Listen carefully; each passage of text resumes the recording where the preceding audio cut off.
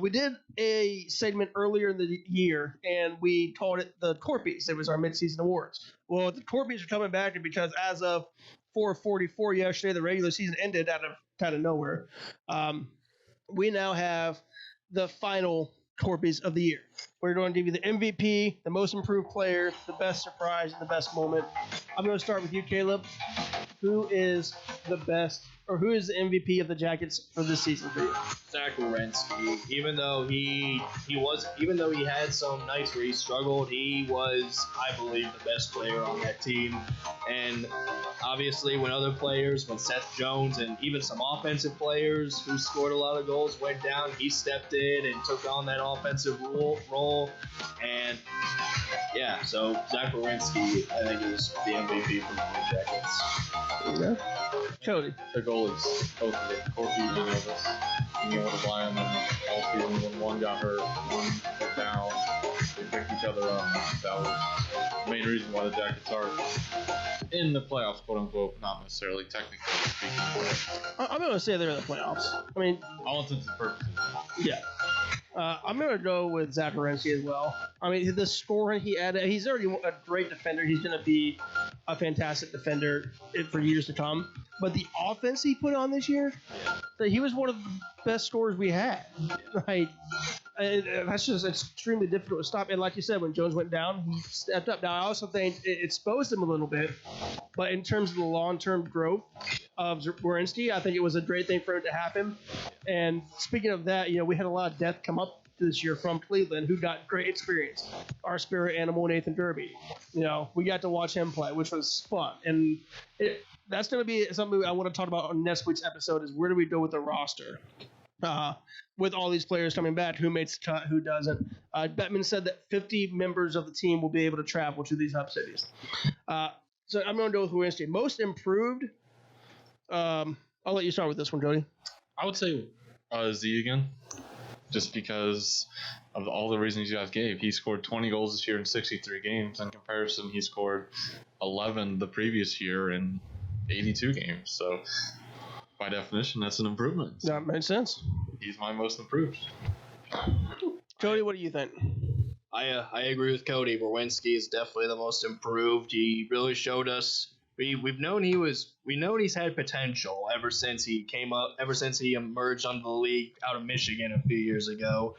We knew he had potential, but I think this year this year was the first year he really lived up to the potentials, not only being a great player for the Blue Jackets, but just a great player in the NHL. And obviously it is only one season, and it's too early to call him a huge star of the league yet, but he's at that point where if he just has to keep doing what he's doing. He doesn't need to improve necessarily, make a big improvement more. He just needs to keep doing what he's doing, and he'll reach that superstar level in a few years if he keeps us up.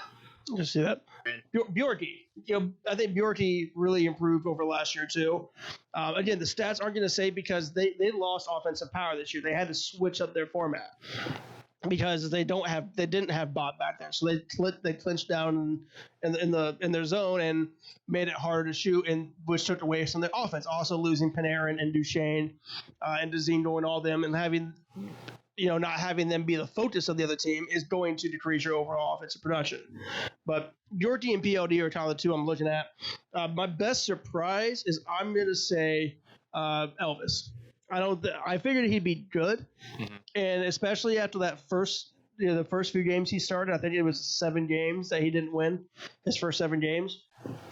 The surprise kind of came mid-season, and it's actually I'm going to go into my next statement. I'm going to skip ahead. It's also going to be my best moment.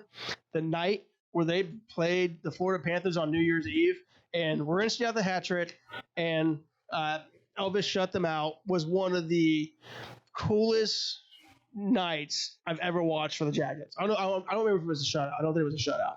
But Elvis played a great game. And we got to see the first Selly that him and Foligno did, which is up for NHL's fan awards for best Selly. So go vote for that, Jacket fans. But to me, the way Elvis came along in his development this year was my biggest surprise. I didn't think he would be as good as he was this year. I thought he could get to it, but that man just went to another level when he had to take over. So that's the biggest surprise and my best moment. Caleb, what's your biggest surprise and your best moment from this season? All right, my best surprise has got to be Nathan Gerby. I'll say Nathan Gerby because obviously he was at a point where he was playing in the AHL up in Cleveland, and I don't know how long you guys have been watching hockey, but it's almost about 10 years ago, he played for the Buffalo Sabres, and for a while there, for a couple seasons, he was one of their guys. Like, he was one of the well-known players around the league, obviously for being as small as he is, but he was good. Like, he was one of the Sabres elite players, and this was back when the Sabres were a playoff team. And then he just kind of, after a couple of years, I think he went to the Hurricanes for a little bit, but then he just kind of disappeared. And I remember hearing about the Blue Jackets acquiring him and sending him up to Cleveland, and I was like, oh wow, so he is still playing. And then to see him just come back in the league this year and really been given the opportunity to play, it was just great to see because I know he can play. I know he still has in him, and I'm happy he's with the Blue Jackets. And obviously he's become a fan favorite just like he was up in Buffalo.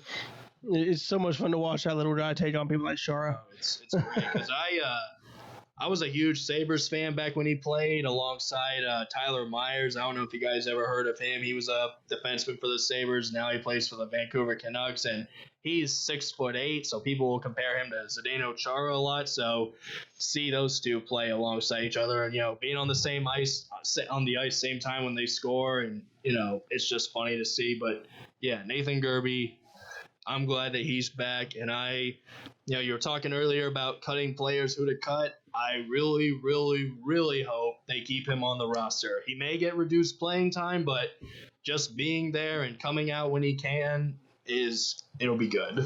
I think this is a situation, and I love Gerby. He's one of my favorite players I've ever watched. But I think this is a situation where the size is going to hurt him. And to me, Gerby's a fire plug, and he can ignite the fans in the arena and get that place going with his art. There's just one problem with this. No fans. There's no fans.